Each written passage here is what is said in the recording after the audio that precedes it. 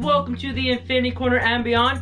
My name's Joseph, and welcome to the very first day of Aladdin week. So in honor of Disney's Aladdin, the brand new live action film coming out this Friday, May 24th, I decided why not show some love for my favorite movie and have a whole week dedicated to it, as if I wasn't already making a lot of videos before this. So I thought, what a better way to start Aladdin week than by telling the history of Aladdin. So let's get on into it.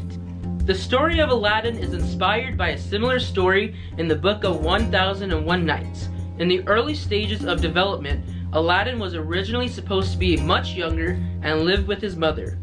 The only thing Aladdin wanted most was to make his mother proud, which was expressed in the song Proud of Your Boy, which unfortunately was cut from the movie, but found a home in the Broadway show. Proud of Your Boy also just so happens to be my favorite song from the Broadway show. Another change is the dropping of Aladdin's friends Babkak, Omar, and Kasim. However, they also found their way into the Broadway show. After the first test screening, audiences did not like it and crew was forced to rework the entire film over 8 days working day and night. Jeffrey Katzenberg, studio chairman at the time, liked this new version, and this is the version we know and love today. Babkak, Omar, and Kasim were cut from the movie, and Abu took their place. Months later, animator Glenn Keane reworked Aladdin's appearance to make him older and more of a prince-like figure. They used actor Tom Cruise for reference. Animator Eric Goldberg animated the genie. In order to get Robin Williams on board to voice the character, Goldberg animated Genie to some of Williams' stand-up routines, and Williams was sold. Use these words in a sentence.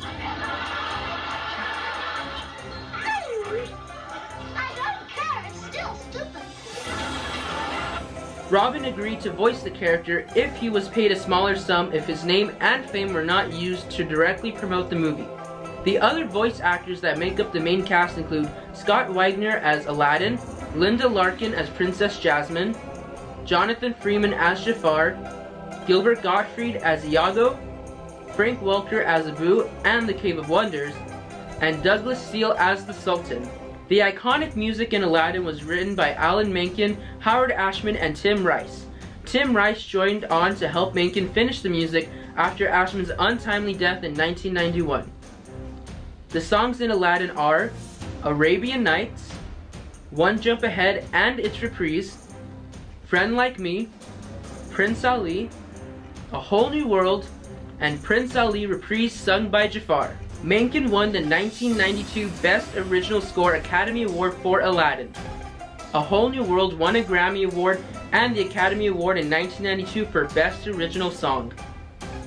Ashman and Menken were inspired by jazzy music and cartoon music from the 1920s, such as Betty Boop, when writing the music for the movie.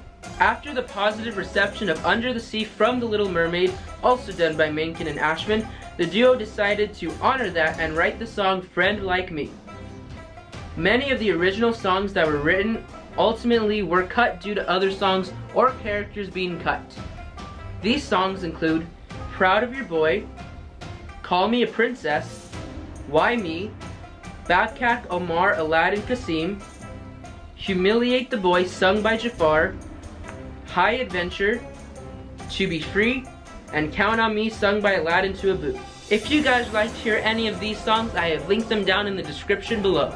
Aladdin was released on November 25th, 1992. It grossed $19 million in its opening weekend in the number 2 spot, just behind Home Alone 2 Lost in New York. After 8 weeks, Aladdin finally reached the number 1 spot. Between Christmas and New Year's Eve, it broke records with $32.2 million. After 8 weeks, Aladdin finally reached the number 1 spot. Between Christmas and New Year's Eve, it broke records with $32.2 million. After its 22-week run in theaters, it made $217 million in the US and over $504 million worldwide.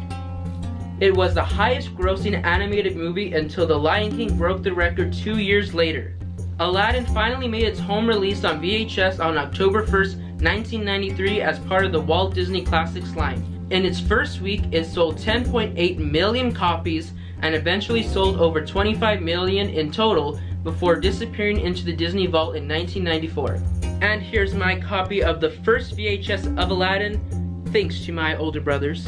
In 2004, Aladdin was released on DVD for the first time as part of the Platinum Edition. Then it went back into the Disney Vault around 2008. Unfortunately, I do not have a copy of this version. In 2015, the movie was released again for the first time on Blu-ray and digital as part of the Diamond Edition. The movie went back into the vault around late 2017, early 2018. And here's my copy of the Aladdin Diamond Edition, and this is the Target exclusive Storybook Edition. In the future, Aladdin will be released as part of the Walt Disney Signature Collection. As of right now, there are no details when it will be released or on what formats. It's possible it will be released on 4K for the first time, just as Disney has done with the Signature Collection versions of The Lion King and The Little Mermaid. Aladdin's story was continued in further sequels and a television show. The Return of Jafar was released on Disney Home Video VHS in 1994 and served as a sequel to the movie and a pilot to the upcoming television show. I'll try my best to keep it short and sweet. In the sequel, Aladdin and Jasmine are living happily ever after at the palace. Genie misses his palace and comes back to Agrabah. Iago is a good guy now. Jafar is back as an evil genie and he sings a great song. Probably one of the biggest changes, other than that atrocious animation, is that Robin Williams did not come back to voice the genie. As I mentioned before, Robin agreed to do the movie only if Disney did not use his name to promote the movie. Well, Disney did just that.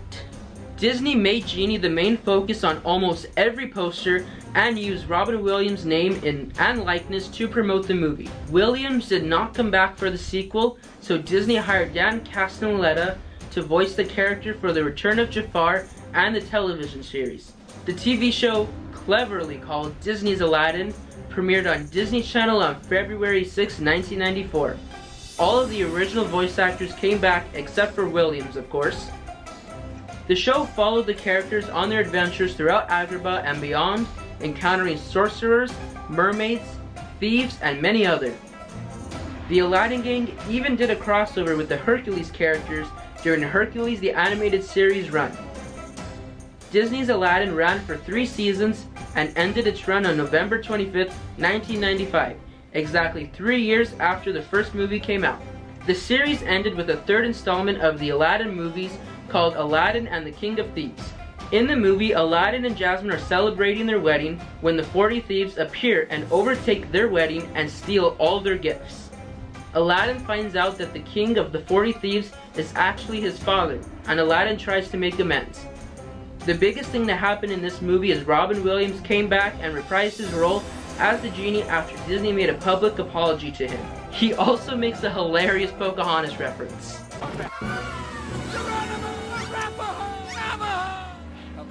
The movie Aladdin has become a staple of the Walt Disney Company and has joined the ranks as being one of the most beloved Disney movies alongside other notable favorites such as Snow White and the Seven Dwarfs, Peter Pan, and Beauty and the Beast.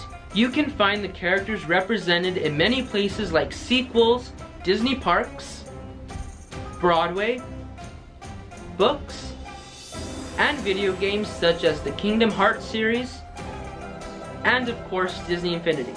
But that's for another video. How about tomorrow?